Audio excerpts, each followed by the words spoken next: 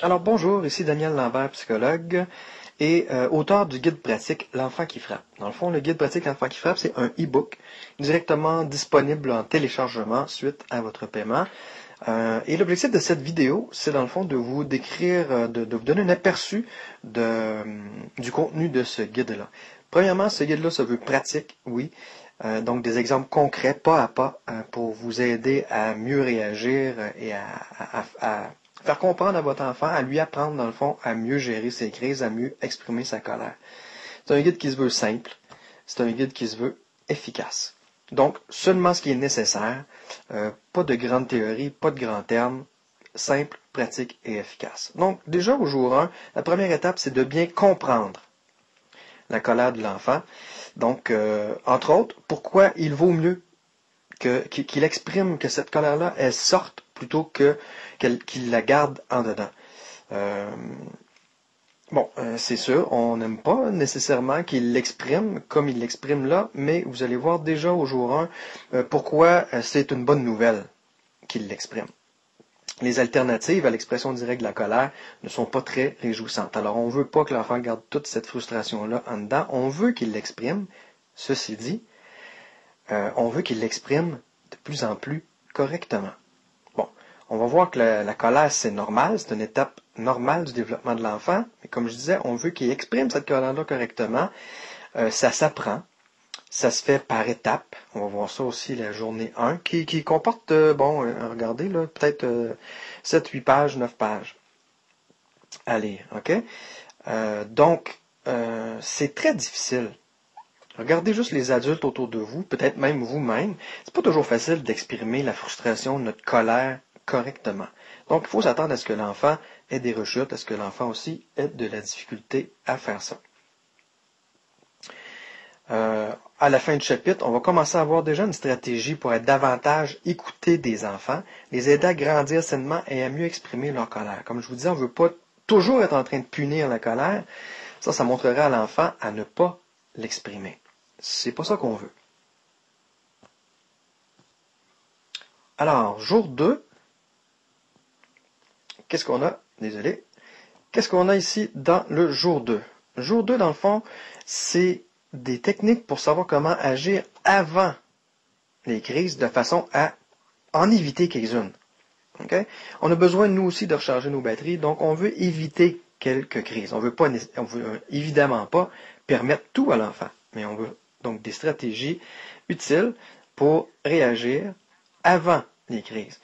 Donc, on va voir l'importance de garder le plus plein possible le réservoir d'amour, d'attention de votre enfant. Et là, attention, c'est pas le niveau ou le montant d'amour, la quantité d'amour objective que vous donnez à votre enfant ou d'attention que vous donnez à votre enfant qui est important, mais bien sa perception à lui qui est importante. Le type d'amour que lui, le type d'attention que lui veut, dont lui, il a besoin. Pas nécessairement, comme je disais, la quantité que nous, les parents, on donne. Okay? On va voir c'est quoi les principaux indices d'un réservoir plus ou moins vide. Différentes façons de justement de remplir ce réservoir-là. Certains au niveau visuel, d'autres au niveau plus physique. Des moments propices aussi pour faire le plein de cet amour, de cette attention-là, parce qu'on sait que les enfants, comme ce petit bonhomme, qui sont difficiles, parfois c'est difficile aussi de passer du bon temps avec eux, parce qu'ils nous en font voir de toutes les couleurs. Donc le jour 2 s'adresse à cette difficulté-là particulièrement.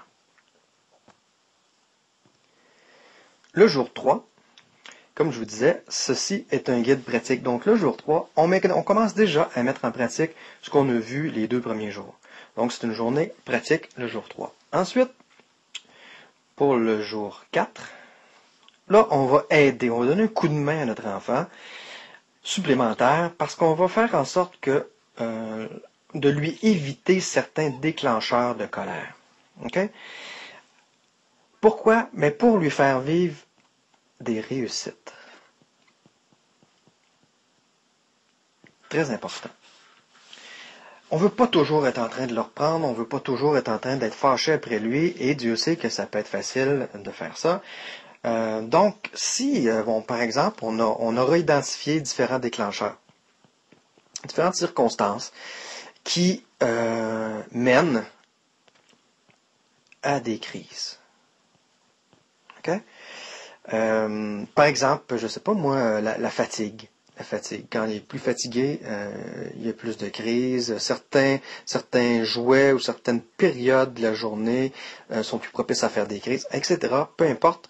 On va les avoir identifiés et là, on va décider de le protéger un peu de certains de ces déclencheurs-là. Donc, on va, par exemple, dire, bon, eux autres, là, on va limiter ça. Pendant les prochains jours, on va limiter ça. Eux autres aussi, on va... Bon, fait que, vous voyez le principe, il va rester quelques déclencheurs sur lesquels on a moins de contrôle, par exemple. Donc, le nombre de crises, étant donné qu'il y a moins de déclencheurs, le nombre de crises va diminuer. Ça va donner une belle pause santé à tout le monde. Et ça va nous permettre à nous, les parents, d'encourager l'enfant, de passer du bon temps avec lui, de remplir son réservoir dont il était question au chapitre 1. Okay? Donc, je vais vous guider pour savoir qu'est-ce qu'on observe, comment on fait pour les déceler, ces déclencheurs-là. Puis, c'est quoi un déclencheur qui est inutile? Oh, oui, sans tout permettre à l'enfant, il y a des déclencheurs dont on peut le protéger. Okay? On va regarder aussi quels sont vos déclencheurs de colère, parce que nous, les parents aussi, on a des déclencheurs de colère. Donc, qu'est-ce qu'on fait par rapport à ça, ces déclencheurs-là, quand ils sont les nôtres? Alors, on continue. Le jour 5, encore un jour de mise en pratique de ce qu'on a vu jusqu'ici avec tous les jours précédents. Okay? Arrive maintenant le jour 6. Là, on va regarder comment formuler nos demandes. Nous, on a des choses à demander aux enfants. Comment on devrait les formuler pour que les enfants les acceptent plus facilement sans faire de crise. C'est ça notre objectif, dans le fond. On veut arrêter de ressembler à ça. De toujours être en train de reprendre les enfants. Donc, peut-être une façon d'aborder les enfants pour essayer d'éviter les crises et donc d'éviter le parent police qui reprend toujours, qui réprimande l'enfant dans le fond. Bon, on va revenir évidemment sur des choses qu'on a vues, le réservoir. On va choisir nos batailles. On ne va pas s'attaquer à tous les comportements au départ. Ce serait inutile de toute façon. On va voir comment formuler nos demandes.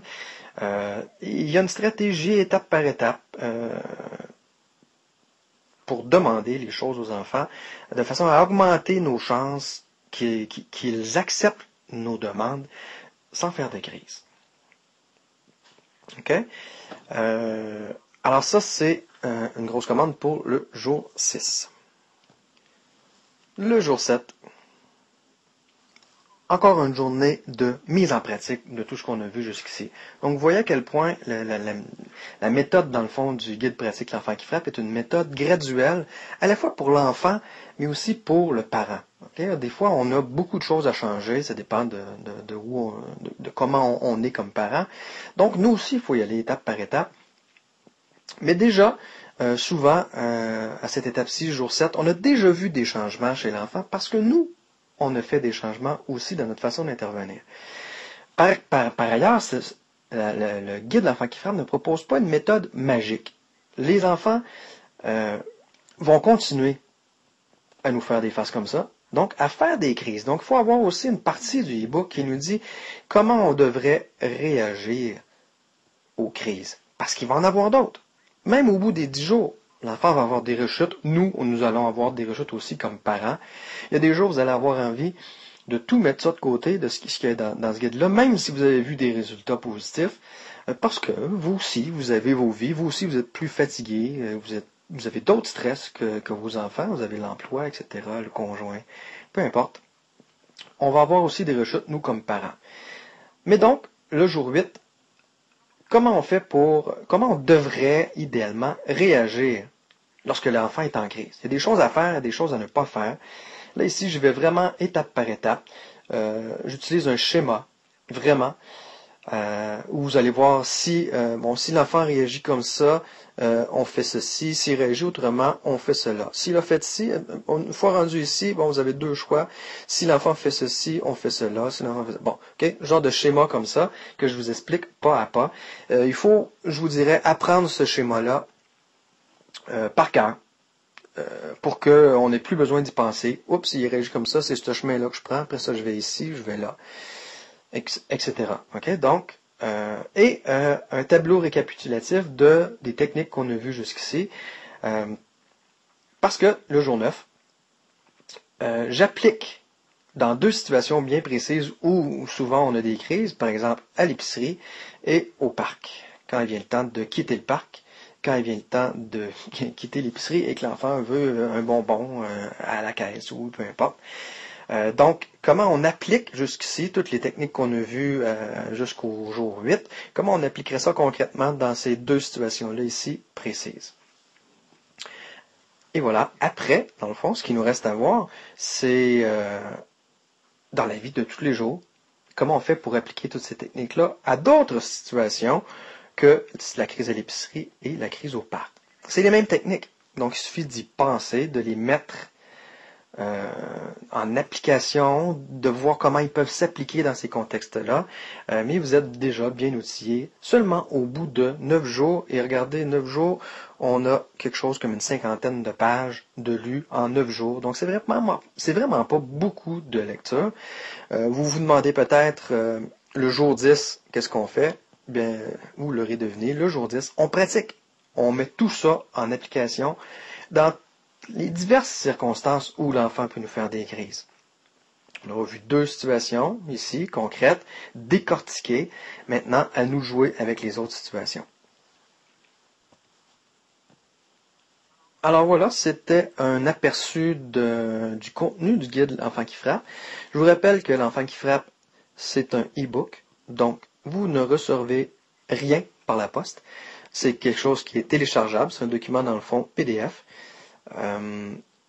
Donc, suite à votre paiement, vous êtes redirigé automatiquement vers la page de téléchargement. Vous avez un clic à faire et vous, dans le fond, vous enregistrez ce e-book-là dans votre ordinateur et vous le lisez à votre rythme, dans le fond.